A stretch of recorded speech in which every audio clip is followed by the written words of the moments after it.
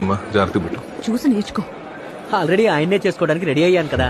మళ్ళీ స్టార్ట్ చేశారా? నేను బయలుదేరుతాను సార్. అప్పుడే ఎక్కడికి బయలుదేరేది? అమ్మాయి భోజనం చేయకర్లా, లేడీగా వెళ్తే స్వీట్లు స్పెషల్ ఐటమ్లు అన్నీ అయిపోయినాయి అంటాడు. ఇప్పుడు వెళ్తేనే చోటు దొరుకుతావు. అమ్మ ఏమి జనాలు అంతమంది ఉన్నారా? సరే వెళ్ళు, మేము తర్వాత వస్తామనే. అప్పటి వరకు భోజనం చేయకు, వెయిట్ చేయి. కళ్ళు తుడుచుకో.